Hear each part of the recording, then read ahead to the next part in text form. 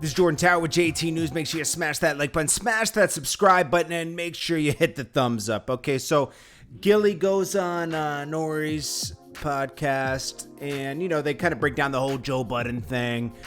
And, he's just kind of like, they kind of put it in perspective where, Joe Budden was talking about their business and somebody that left. Somebody had been part of Gillie and Wallow's podcast that left. They had a problem with him, very public problem. And Joe Budden chimed in on it, and that's what kind of sparked that off. And then Nori kind of reminded him, which is good, that, he probably looks at you guys as competition because it's still, you're dealing with rappers and there's competition. There's always competition in rap. That's why so many people diss each other and they talk it through and then it's over, most of the time. Sometimes it turns into something else. But anyways, that's all it was, and also more people are coming into the space. And I can understand where Joe Budden feels, where he was pretty original with it. I think he started in 2014. There was a couple other people. Nori got his idea from being on Elliot Wilson's podcast. I think he was on Forbes DVD's podcast. And I remember him picking people's brains all the time. He did this back in 2009 when I met Nori. And it's good that he asks questions and is inquisitive, okay? Nori's been trying to pivot since around around 2008 and 9. Things got spooky in rap for him, okay? Things don't last forever. Nori has been hot in rap since the early 90s, okay? It's hard to stay. Drake hasn't even been in the game as long as Nori was at that point, okay?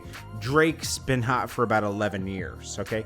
Nori was maneuvering through different deals and having hit records here and there for about a decade, okay? So you got to applaud him on that. And then he figured it out.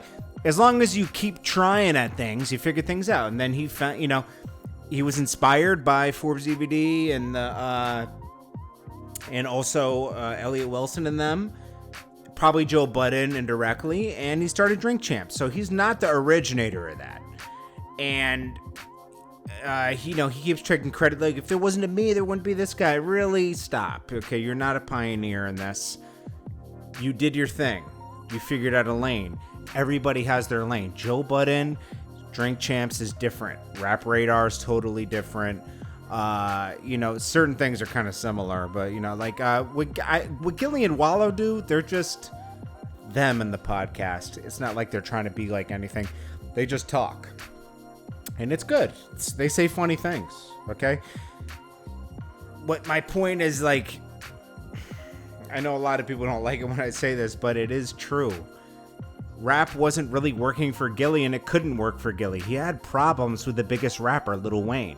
They were not letting Gillie win. It was during a time where you could be blackballed for real.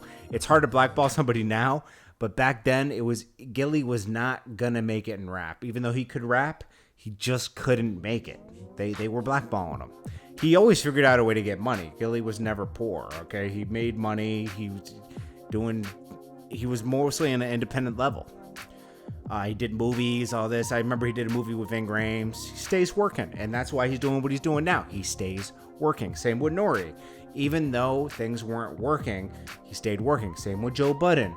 He kind of fell back from rap at one point, did more of the podcast thing, then did Complex, and that really catapulted his career right there.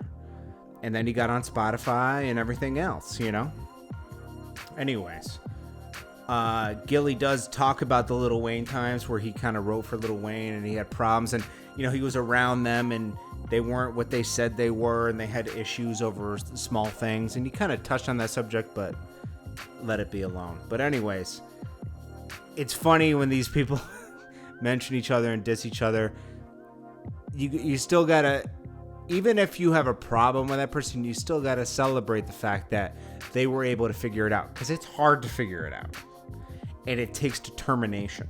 Okay, so I give Gillie, Wallow, Joe, they're all doing big things, and it takes determination to get to that level.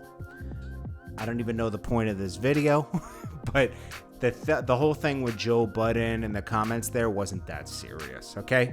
And Joe Budden's going to go on and be independent now. He might even join Charlamagne's network. You don't know. Noriega is joining Charlamagne's network now. I think a lot of people will. I mean, it's just, it's better to be under somebody that understands your space versus somebody who doesn't, you know? Anyways, this is Jordan Tower with JT News. I'll have another story in a minute. I heard Tory Lane's bodyguard speaking out, man. We'll get right into it in a second. Make sure you smash that like button. Peace.